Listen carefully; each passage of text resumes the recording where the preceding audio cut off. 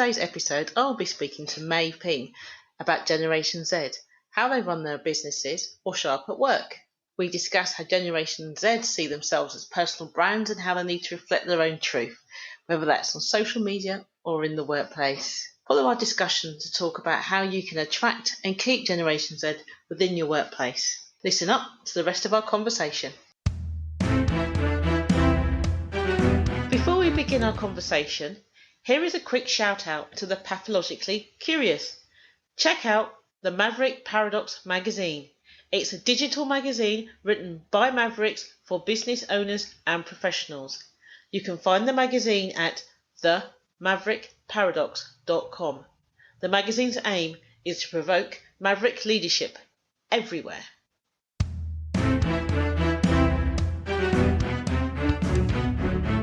Welcome to the Maverick Paradox podcast, where we explore what it is to be a maverick and discover effective modes of leadership. I am Judith and Mei, and my mission is to propel the maverick mindset into a world where character and integrity will ultimately have a higher premium than personality and bureaucracy. So thank you for joining me on this journey. If you would like to continue with me, then please subscribe to my podcast on iTunes, Stitcher, or one of the other popular podcast platforms. And today, our guest is Mei Ping. Hi, Mei. Hi. How are you doing? I'm doing well, thank you. How about you? Oh, I am doing very well, and I'm really excited about today's topic. But before we go into that, tell me about you. So I am a next generation leadership coach, and I mostly work with high-performing young executives and entrepreneurs to navigate people and problems with future-ready skills so that they can create sustained success. So I don't believe in like a Band-Aid approach. Now that sounds interesting. So how fun is that? Absolutely fun, because working with young people, you see the massive amount of enthusiasm and optimism that we don't see as much as we grow older. So I think that's extremely exciting. So when you say young people, what age group do you mean? So between the ages of 18 to 35. So I would categorize them pretty much in Generation Z or millennials. Well, I'm really interested in Generation Z because nobody is really talking about them at the moment, and everyone is talking about millennials as if millennials are like 20. It's like, no, exactly. They're all old, no. So I am excited about that. So can this Generation Z people, can they be mavericks in their careers, do you think? Why not? In fact, I'm seeing more and more of them having entrepreneurial ambitions, just because they are the sort of generation that grew up with the internet and technology. And we know what that means, right? The endless options in terms of like sharpening their skill set and really exploring different things that could potentially replace a full-time job. So do you think this generation then, whilst they was going through their schooling, did they believe that they wouldn't have that kind of linear career? Is that why they're trying to be entrepreneurial, or do you think it's more like the economy is forcing that to happen? I think the future world is a digital one. So with that, there comes a lot of options just by the nature of, how internet has, allowed a lot of technological developments as well as some options, not just in terms of career, but opportunities to explore different things. So in the past, right, I think we were very familiar with like being a doctor, engineer, an accountant, or a lawyer. But right now, you can be a social media marketer, you can be an influencer on Instagram, and these are all like viable jobs. So is it those type of jobs these individuals are looking for, or do you think they just want to be a bit more maverick in whatever they choose to be? I think it's a lot about pursuing their personal truth, like their individual truth. So really talking about their values and beliefs, and we see it a lot in the way they curate their social media profiles. Be it Instagram, Snapchat, TikTok. I mean, well, maybe not Facebook because they think that Facebook is not cool. But other than that, they want to be their own person, and I think they're really proud of that. And with that, I would say that each and every one of them is a personal brand, and they offer a lot of, I guess, an individual kind of value in the things that they can offer to the world. Yeah. So, do they see themselves as a personal brand now? maybe not in the sense of the word, but if you just take a look at maybe Instagram or TikTok at all the at their individual profiles, like just pick like a couple of the Gen Z kids, we'll unlikely see one very, a duplicate of the other. So I think long gone are the days where we just do what we are being told to. But right now it's okay, you know what? That's the power of personalization, and they have the options and even the tools across all these social media platforms to personalize and post about post content on what they see as reflecting their truth. That is interesting. So how does that play out in their career then? So a couple of ways. I believe still a huge portion of the Gen Z kids will definitely venture into the corporate world. Just because that infrastructure definitely has been set up and there's still a lot of opportunities there. But Mavericks in their own way, in the sense that they bring more openness of discussion and perspective.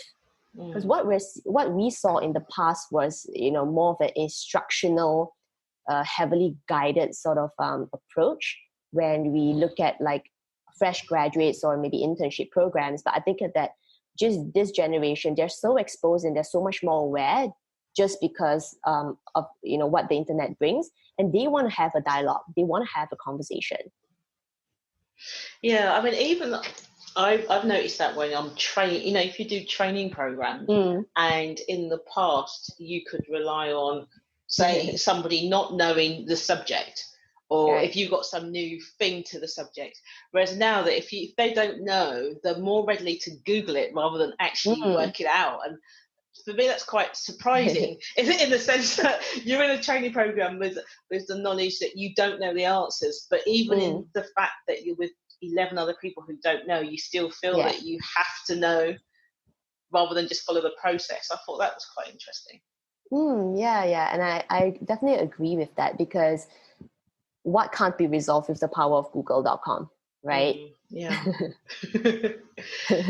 So in my experience, I found that corporates are really struggling with the late millennials and the Generation Z because of that individualized leadership that's required when they're trying to kind of herd them into a homogenous group. Do you see that? I think it would depend on the nature of the organization in terms of the size as well as the culture. But I guess if we look at it, specific to a generation, the Gen X definitely is much closer to the baby boomer generation, whereby a lot of them have experienced war and definitely challenges in the economy, at that time. So it makes sense that they would want to protect and somewhat have like a bit of a survival instinct, and that translates in corporate. But I think with the millennials, right, this group, we see, I would say, different personalities even within the millennial group. So there are definitely some that are more conservative, but there are also those people who are more willing to push the boundaries. Yeah. So what do you do with these young people? Yes. So at the moment, I am doing future ready skills coaching, because what I really enjoy about working with young people is that they are very enthusiastic. But most of the time I tell them, over enthusiasm can be a problem, because not everything can be resolved by just being optimistic. I mean, that's great, right? I mean, you start with a positive mindset, and I think that's excellent, but it doesn't resolve every problem. So there are still skills that they need to level up. Things like creativity, right? Management, time management, self-management, emotional intelligence, how to get along with people, how to create win-win relationships, how to adapt, think clearly, solve problems. And you see all these things, they're not hard skills. These are soft skills. And, I truly believe that like soft skills are the real hard skills in tomorrow's world, or even in today's world at the rate that we're going.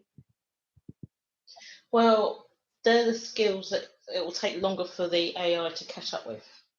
Definitely. That's the human part of us, like the human connection. That's right. So I was sitting there scribbling frantically. Future ready skills. Tell me, how do you coach them to really get the concept of win-win and how to apply it properly?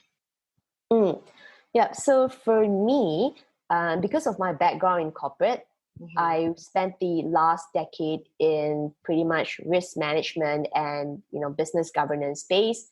I was one of the fastest rising top performer in corporate. So when I left an international bank, I was already a senior director leading multi-million dollar projects in my late 20s, early 30s. So I use a my signature ping model. So it's the PHING model. And basically I cover 5 parts with them. So the first bit is personality. Because if you're not self-aware and know who you really are in terms of strengths and weaknesses, then that's when you don't you can't leverage what you're good at, but you also can't turn your weaknesses into wins just because you don't know what they are. Yeah. Right. And then the second part is what I call the hacker phase. So it's about rewiring your mindset about why you can't do certain things. Because a lot of young performers, what they have is imposter syndrome. Because they lack experience, and then that impacts their self-confidence in terms of what they can do. And sometimes in the corporate space, the number of years of experience is seen it's a big thing, right? Yeah. So, there'll be someone who comes and tell them, and this is something that I've personally experienced. Oh, you look like a kid. Like, what do you know? I'm like, yes, no, I do know. I do know, because what you don't see is that thousands of hours I put in sharpening my soft skills that I don't go publicly and tell everyone about. Then moving on to the third phase, which is illuminate. So I work with them to explore possibilities that aligns with their personality. So an extrovert may have a certain preferences to do certain things, as compared to an introvert. So I try to stretch their boundaries in terms of what they're willing to try. Then the fourth phase is what I call navigate. So in the past and in my corporate career and the way I run my business and life, I'm very focused on having a strategic plan and then take action. So work around what do they want in the long term, and how do we then break it down, chunk it down, so that we can take the right steps and getting the right things done to move them ahead. Because one thing I see is that right now it's a very hip thing to say we just need to get a lot done. But what I always say is that you need to get the right things done, because otherwise then it's pretty much regular. And the last thing is what I call the go-getter phase. So it's all about taking the consistent steps forward. So, I have regular catch-ups with my clients, and we review progress, monitor and then pivot, provide feedback. And then I also share some of my practical experiences in overcoming some of the challenges, so that they can also learn not just theory-based, but actually how someone has managed to navigate through those challenges, and then they can adapt it to their style, their personality, and their goal. That's interesting. I really like that. What I was interested, especially, was the imposter syndrome, because mavericks, in terms of if you've got maverick personality, you don't tend to suffer from imposter syndrome. But I do recognise that there's a lot of, and I'll talk about this a lot of Generation Z, late millennials, are more maverick behaviourists, so they act in the maverick way, even though the personality is not set. And I say that this group of individuals are more fragile, because you can push them back to conformity or into more maverick behaviour, dependent on who that's leading. So how do you get, for the listeners, if you want to explain imposter syndrome and then how do you get through it, would be fantastic. To me, imposter syndrome is where your self-confidence is affected because you think that you've bitten more than you could chew.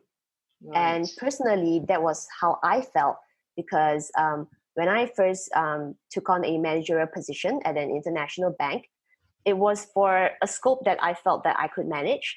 But in 3 months, pretty much we moved into a strategic global remediation plan phase, whereby I was basically the key stakeholder in a multi-million-dollar project. So I was like, what is going on? And what have I gotten myself into? And when you're at the table with people who are a lot older, seen as more experienced than you, yes, you can be a maverick, you can have a lot of self-confidence and say, hey, I know what I'm talking about.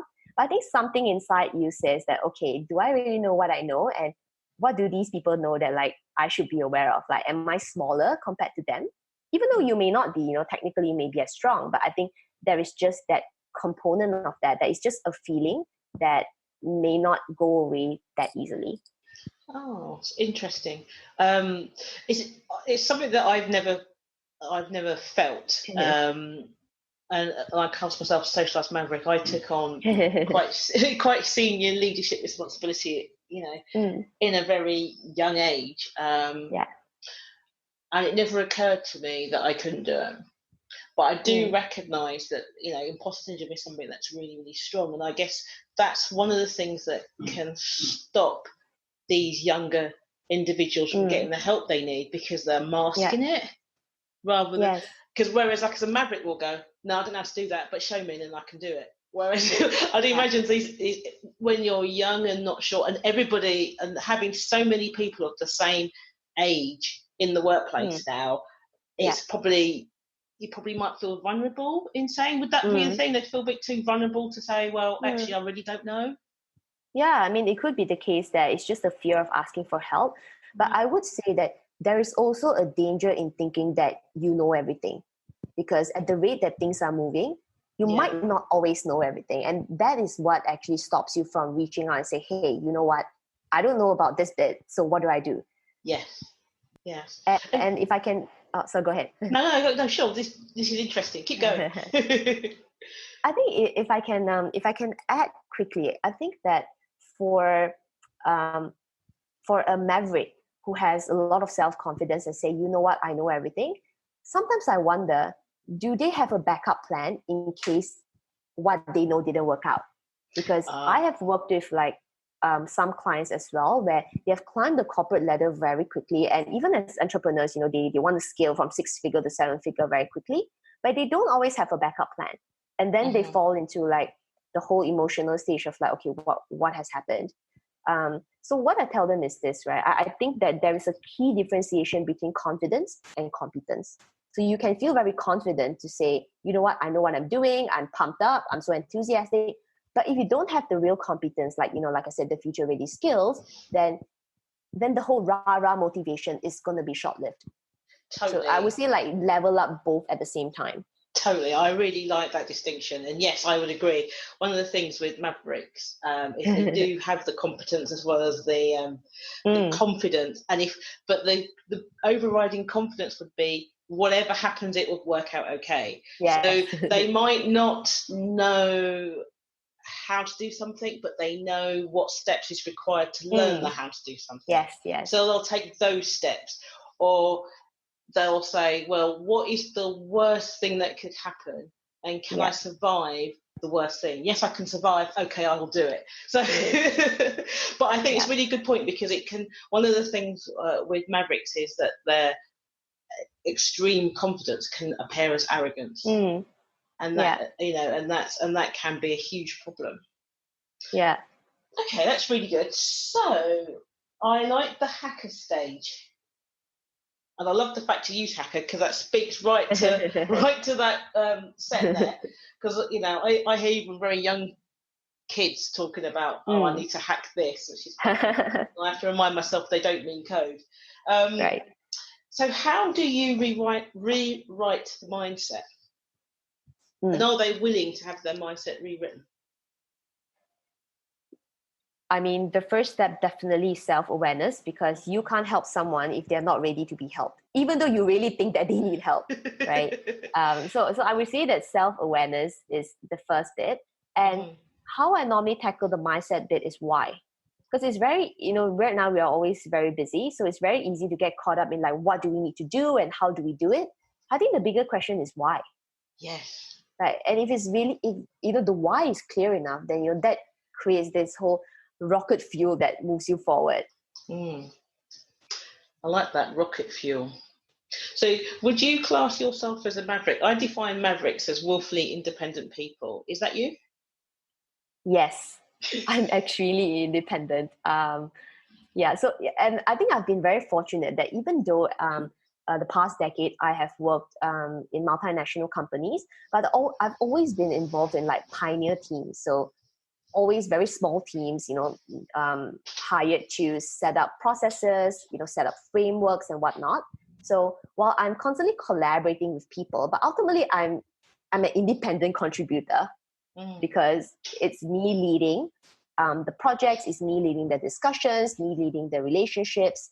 And yeah, so it gives me, I would say, a lot more control on how I want to do things and, towards the direction that, we've all agreed to. So when you're doing all that, the teams that you work with, are they around your age, or are they older or younger? I would say that the age group of the people working for me and with me are between probably about 25 to 50. So it's really quite a huge range. And I think it was an interesting opportunity for me because I got to see how people from different generations interact, how they think, how they feel, and how they view certain things. So I found it extremely helpful in terms of the coaching practice that I run, and I try to provide perspective depending on the age range of my client, just so that they could also see, okay, this is what someone else might interpret your behavior or what you say and stuff like that. And did you ever get any resistance? Because I'm just sort of thinking the parallels between you and me, and I was very aware when I was a senior leader that I was the youngest and only female. For years until I grew into the appropriate age, which meant that, as you said, the soft skills and the emotional intelligence got a really good outing, really honed in on those. And I wondered, was that similar to you? Yeah, I experienced a fairly similar situation as well, and I'll add a layer to that. So I've been working in global multinational companies and was last with an international bank.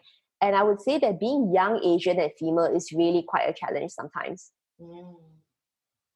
And when you're surrounded in the boardroom with people who are a lot older than you, so because I was one of the fastest promoted directors, I was working with people in their early 40s and quite a number of male as well. So, I mean, there is that dynamic also, and Caucasians, because I was in Singapore. Yeah, and I think that diversity, though, adds a real good thing for the boardroom, doesn't it? It makes a big difference to how they operate as a board, but also how the company services its clientele. Yeah, definitely. In terms of, I would say, one-to-one or daily conversations, there will definitely be diversity in terms of thought, just because we are from different places, as well as experience and background, and as well as the age. Okay. One of the things I noticed from your website that you said that you also work with business owners, is that right? Yeah, mainly young entrepreneurs. Yeah, so how does those young entrepreneurs run a business? Do you know, how does it differ from maybe Gen X and baby boomers? I would say that the younger generation of entrepreneurs, they are more enthusiastic. And like you said, mavericks, they believe that everything will just turn out well. And we don't always need to have a backup plan because it's not needed. Right. And I think for the older generation, there is still a bit more conservative approach that is taken into account. So I'm not saying that it will always be implemented, but I think there is that element that will be thought through in terms of how does it impact and what happens if it doesn't go well. But I think for the younger generation, it's just, we'll just go all out and we'll make it happen. So do they think they see themselves as more serial entrepreneurs, so that if that business fails, it doesn't matter because tomorrow I'll set up a new one and do something different? Is it like that? I didn't get that feel when I work with them. I truly believe that they want to make the business successful, and they're quite focused on scale. So really scaling the business and hitting the 6 figures, 7 figures and whatnot. It's quite interesting. How do you differentiate between those young people that have a plan but are kind of maverick in their expression of it, and those that have no plan but are very enthusiastic? Because they must look quite similar. I think you can only know once you learn more about them, more about their personality. and probably through a deep discussion about their goals and, more importantly, their why. Why are they pursuing this path, and like what are they hoping to kind of get out of it, and like what would be the measure of success for them. Okay, that makes sense. In your website, you talk a lot about superpower strengths. What would you class those to be? So it would depend on their personality, because we are all different.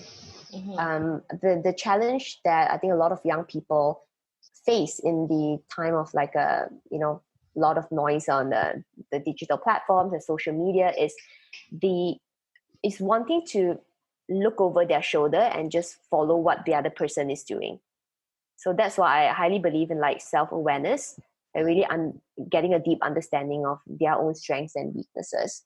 So they should be focused on their superpower strengths and like how they can leverage those. Because if someone is a writer, there is no way you can immediately transform this person to be a businessman overnight. So there are creatives, there are business people, and once in a while, right, you get some people who have both, but it may not be an easy translation. Okay, that makes a lot of sense. So who do you prefer working with, the young entrepreneurs or the young career-focused individual? No, I don't specifically have a preference, because to me, it's the same. It starts from self-awareness, getting to know their personalities, and really applying my ping method when I work with them. Because ultimately, right, they are people who have ambition and the drive for success. That's why, it makes them mavericks in the first place. That makes sense. So judging from what you were saying before, there's a lot of enthusiasm from this group, a lot of plan A, no plan B, ambition, and fast moving. Would that be a good summary of that particular group of individuals? Yeah, somewhat. So when they hit, so I'm just trying to think now from an organisational point of view, how would an organisation attract that type of individual? And more importantly, how will they keep them in the organisation?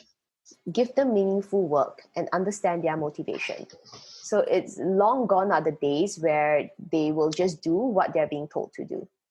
And this is something that I know is the truth, because a lot of people from corporates are telling me the same thing.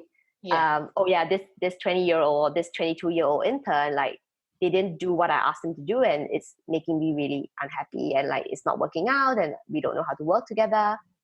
So my question is very simple. Did you explain to them why they have to do this piece of work, and like why are they resisting? Why? So ask why. Yeah.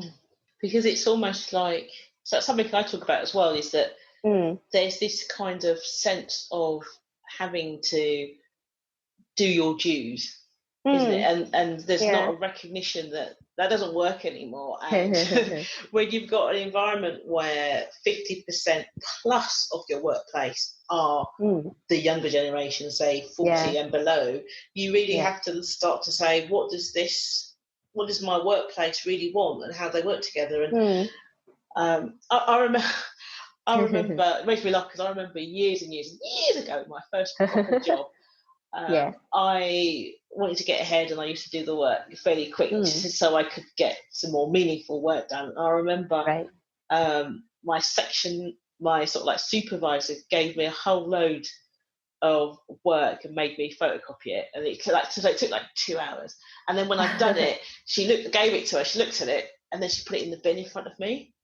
And she was really surprised that I wasn't having any of that. I was just like, because her view kind of was like, this is to teach you to go as slow as everybody else, and just to, stay in that culture of this is how we work around here. Yeah. And she was quite surprised that I wasn't, as I said, I wasn't having any of that kind of behaviour. I wouldn't put up with it. And I think that mindset kind of almost is the same, isn't it? When it comes around to, let's get an intern in, or let's get a young person in for the holiday so they can do this. What do you want them to do? I don't know. They can photocopy. Like, why would they want to? And I know. Yeah, exactly. Why would they want to do that? Well, you don't want to do it. Yeah, exactly. Do you have the? Do you see the other side of it though, where they're trying to run faster than they can walk? Yeah, I think there is a certain element of that. I think the danger also is for young people. Like like I said, right? They grew up in a time of the internet and technology. A lot of things move very quickly, and sometimes we don't take enough time to develop self-awareness. So it's fine to move quickly if you know what you can bring to the table, and you, like you said, you have a plan, right? Rather than, okay, you know what, all these opportunities are so exciting. It's the whole fear of missing out, FOMO thing, and they just like go for it. So, and if they don't recognize that because they have limited self-awareness, then it can be very dangerous. Yeah, I was talking to a millennial, which was probably a late millennial, and he was saying how frustrated it is because he's relatively quite senior, but he moves on every 2 years, and he was saying he hates being interviewed because they can't understand why. Right. And he's like, because I want to develop, I want to move on to the next thing, and there is still that mindset. It's like, well, you need to do at least 15 years in this. Do you see people more willing to cross industries in their movement across companies? I would say that the options are more than before. So why not? Because personally, I have moved from so I'm a trained accountant and auditor. So I started as an auditor, then I moved to risk management. I was heading the governance team for a financial crime compliance function, and then I moved to business management. And right now, I am my own business owner. So I would say that there's no barrier to transitioning between industries anymore. Mm-hmm. Yeah, I think I find it funny when I go networking, especially if I do corporate networking, and they say, "Which industry do you work in?" It's like, well, I don't know, name a few. I've been in about like 10, and then they're like, "What, really?" And it's almost it's that mindset that a particular industry is special and it has special characteristics. And I don't think if you stay in one industry, I think you can really believe that nobody else does it this way. Whereas, it's difficult when you think. I mean, financial services, in terms of especially banking, is one of those things. Like, if you don't work in the banking industry, you can't get a job in the banking industry. And then, my view, my maverick perspective is, look at all the problems that's happened in the banking industry. Wouldn't you want people outside of the banking industry to look at what some of those issues are? Exactly. I think it's about bringing fresh perspective and also identifying your transferable skill sets, because yes, when we think of banking, it's a huge word, but ultimately, you know what, they might just need project managers, and the project managers don't have to be in the banking world to be an effective one. So yeah. No, and I've also found that things like, I don't know, you might work in one industry and they have to, I don't know, schedule 30 members of staff, say 9 till 8, Monday to Friday, and I say it's impossible. And I remember actually being someone who says, how does a supermarket manage 1,000 people 24/7? It's like, it is doable. And it's like, oh, okay. But if you're stuck in that kind of industry mindset. So the idea of, I'm just looking at your ping model. So I'm assuming then, if you've come out of university or college, from your perspective, and then you're going to the workplace, you're best placed if you can truly understand who you are, then you have a mindset that fits what you need to achieve. You've looked at all the possibilities that are out there, then you design the strategy required to dominate or move into that environment, and then you take some consistent steps going forward. Is the best foundation point to get going. Yeah, and I think that ultimately, for the strategic steps, it's all about what are you trying to get out of this job, right? A lot of people, especially fresh graduates, they think that, okay, you know what, if I pick this company, that is going to be forever. It's not forever. I mean, you can always give yourself a deadline and say, you know what, after 2 years or 18 months, I'm just going to reconsider. But ultimately, I know that I have these skills and I want to be in this industry or like doing work that leverages certain skills. Then you can always revisit the direction. But what's more important is to take consistent steps forward in terms of like leveling up your skills as and when you have the opportunities to, whether it's volunteering for projects or like doing your own learning in your free time, practicing communication, like all these things you can level up on a daily basis. We don't always have to wait until we're a senior executive or we're a manager to then put these skills, to application. Yeah, and looking at your ping model, I mean, that's suitable for anybody at any point, isn't it? Yes. And tell me if I'm wrong, but the hardest part is probably the hacker stage where you rewire your mindset and the illuminate stage. Would that be fair to say? No, I think different phases has its own challenges. I would say based on what I'm seeing, there is the personality stage, because self-awareness, we understand it, not we, but a lot of people understand it at the intellectual level, but they don't truly understand like what it means and like how it really impacts their life and their career. So for someone who has shut off to different perspectives and like really going deep and understanding who they are, it can be quite difficult. Because I've always said that in terms of leadership, if you don't know who you are and you don't know what you value and what your principles are, you can't lead, because you'll always be sort of billowed everywhere, won't you? You have to stand for something. That needs to be consistent. Okay. Yeah, I agree. This is pretty good. So before we end, what's your one piece of advice that you would give one of the Generation Z people? Develop self-awareness and don't get caught up with all the noise out there. You just need to know who you are. Like really know who you are, not just, because you saw someone else's TikTok profile that's so cool, but like you, right? Do you. I like that. I'm really, really cool because I'm just like that person over there. That's brilliant. I really enjoyed this. Would you come back again and talk about something else? Oh, yeah, absolutely. I'll be open to that. Brilliant. Thank you. Thank you once again for tuning into the Maverick Paradox podcast. I hope you have enjoyed listening to my conversation with Mei as much as I enjoyed having it. If you are pathologically curious and would love to find out more about the Maverick Paradox, then please subscribe to this podcast on one of the popular podcast platforms. Alternatively, you could explore our resources on Mavericks at maverickparadox.com or read the Maverick Paradox magazine. We publish frequently each week. If you subscribe, you will get our monthly newsletter. And let's not forget my book, The Maverick Paradox, The Secret Power Behind Successful Leaders. For those that love a good discussion, you could apply to join our exclusive Facebook group. And finally, if you would like to work with us or just interested in finding out more about the Maverick at work, check out our website maverickparadox.co.uk.